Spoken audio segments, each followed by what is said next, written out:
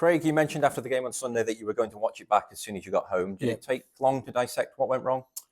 You get a good idea when you're there. You get a good feeling. You've been in football for a long time. I've been in professional football since I was 15. So it's I'm 48 in a couple of months' time. So I've been in a long time. In probably 60% of what I thought was true, and and then you see the true reflection of it when you watch it back.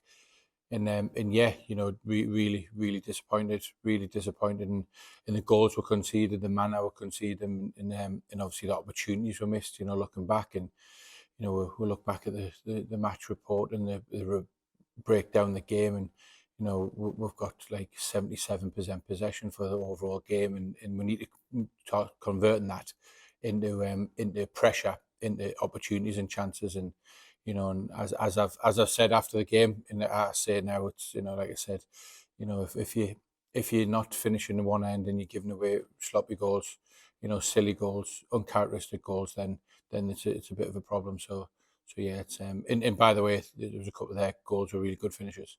The header's a good finish in the middle of the goal, and then I didn't realise till I got home the angle I was at, that the lads put it in with like a sort of a Zlatan overhead kick type thing. So it's a great finish, even though it was poor for us.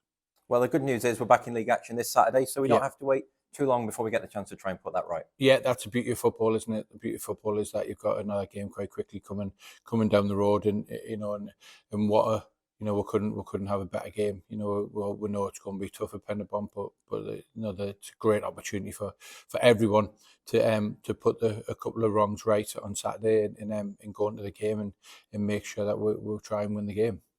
Well, there's no easy games in this league. Last weekend proved that, of course, but Penybont will be particularly difficult opponents. They finished second last season, competed in Europe this summer themselves, so it's going to be another tough test this weekend. Yeah, it is. We all will know about Penybont, don't we? We had two difficult games there last year, and also they've strengthened over the summer, and then Reece has done a great job.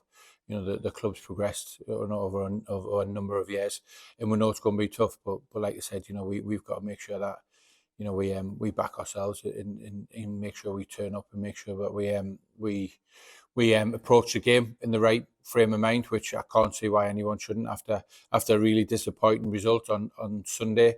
Then it's a great opportunity for to bounce back and prove that that was how disappointed everyone was on Sunday. As they say, talk is cheap, and we'll see. When we game kicks off at 5 o'clock on Saturday, then it's up to everyone to do their talking.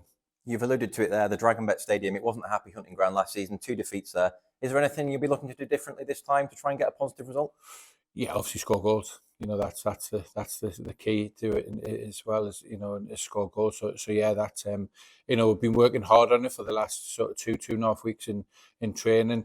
Especially when you come out of Europe, it gives the opportunity then to get more time on the training ground. So this last week or 10 days, we've had opportunity to work on it, and it didn't come to fruition on Sunday, but we got in the areas that we worked on, and it's just the final product now. And that's not just against the strikers, that's against everybody, because any one of our team could find ourselves in a position of getting good opportunities, as you see at the weekend. But yeah, it's, we got in the positions, we worked hard all week to get in the positions, and then we just obviously didn't finish it off. And I think probably missing targets and from 6 yards out doesn't help on a numerous occasion. So yeah, it's just repetition, keep doing it, and hopefully the muscle memory will kick in, and then when it comes to it in a match day situation, then the rest will look after itself. Since we last spoke, we've had 3 players leave on loan: Sean Bradley and Josh Locke. They've gone to Carnarvon Town. Jake Canavan's gone to Flint Town United. Why do you feel it was important for those 3 to depart on loan? Yeah, I think it's really important for the younger players to keep developing. Jake Canavan, Josh Locke, they're 20 years old, and they've not played an awful lot of football. And you look at the pathway that the likes of Ben Clark is taking at this football club. Ben went out on 2 or 3 loans beforehand, come back, and now he's a strong member of the first team squad. So that's the road we want to go down. They're not guaranteed football here. They might have to wait about for a little bit. So I thought it was a good idea and a good opportunity for them to get out there on loan. And and with Sean Bradley as well, he needs to play football at his age.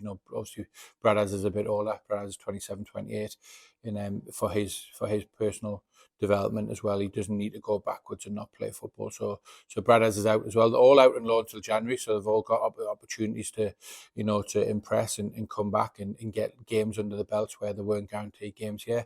They're guaranteed games elsewhere. So it's good for their development.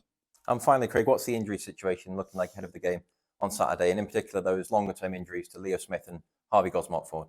Yeah. In particular, Leo. Obviously, Leo's had a cruciate operation. So that'll be anywhere from probably 9 months to worst case scenario 12 months. He's in good hands with Phil Gaz, and the doc, where they obviously successfully rehabbed Ryan Astl's back with a similar injury last year. So we know the process well. We've got good people in them positions. Harv is probably 3-4 weeks away from being fit. He done ankle ligaments damage. So yeah, Harvey's off the crutches last week and out the boot. So he'd be probably doing a little bit of jogging around the pitch very soon. But he's probably 3-4 weeks away.